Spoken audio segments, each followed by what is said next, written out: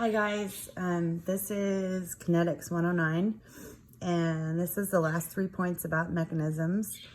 And I just wanted to do a quick touch base about the homework. It's still PS5 from chapter 14, and it's due at the end of the period on Friday.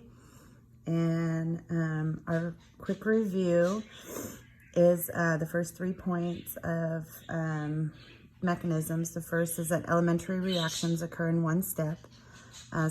Number 2 is about molecularity, and number 3 is that rate determining step is the slowest step in the mechanism. So I just want to touch really quickly on back on number 3, and then I'll make point number 4, and then we'll take a break. So in finishing number 3, we want to remember that the rate determining step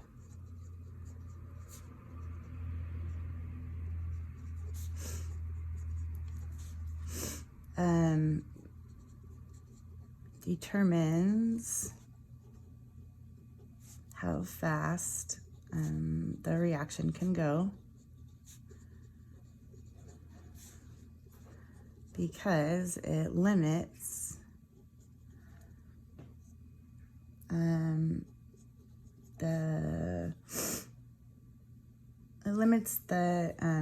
it limits the rate of the reaction.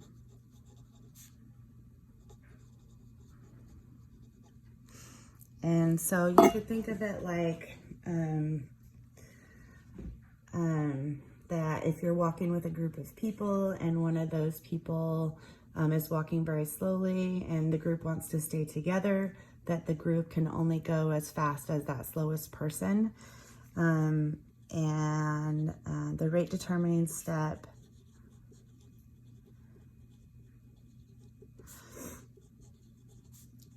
will determine the rate law for the reaction. And we'll come back to that point here shortly. Okay, so that's just a couple more follow-up points about number 3. Okay, so in number 4, we're going to talk about energy diagrams. And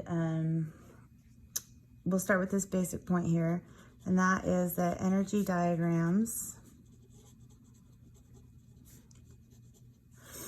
for multi-step processes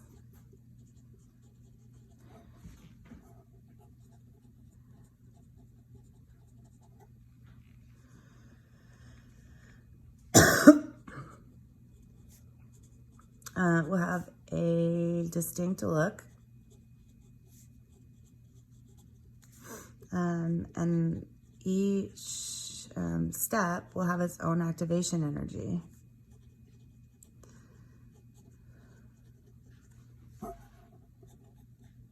Okay, so how that manifests itself is that for a multi-step process, we could have here is our reaction coordinate, and then here is a potential energy.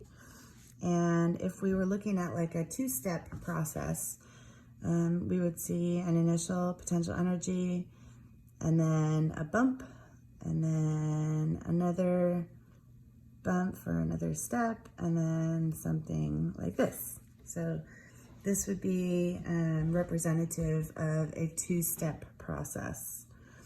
So a couple of things you want to remember about this is that each of these steps has its own activation energy.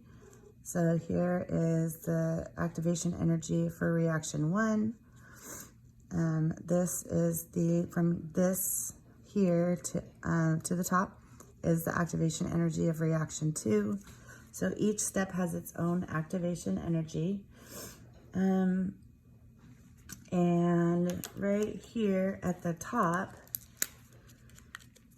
I'm going to put a little star here. These are called activated complexes. These are also called transition states.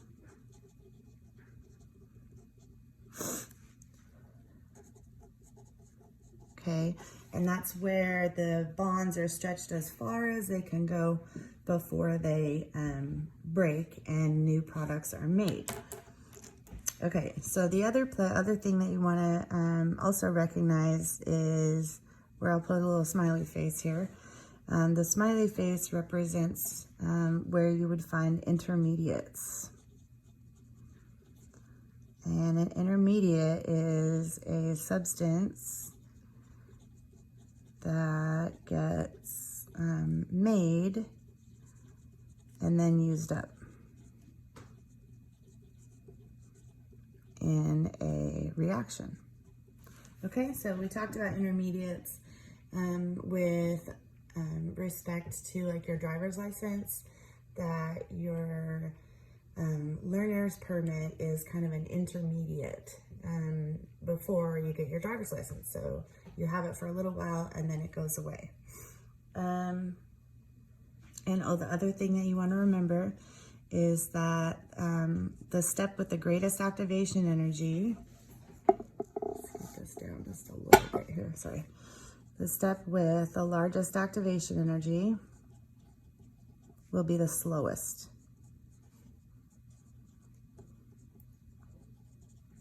And to use our vocabulary that we had up here, this will be the rate determining step. So it looks like, I mean, how I've drawn this, it looks like maybe the second step here would be the rate determining step. Although I didn't measure, but it looks like that has a larger activation energy. Okay, so that takes care of point number 3 and point number 4. And I'll come back with points 5 and 6 in the next videos. Okay, thanks.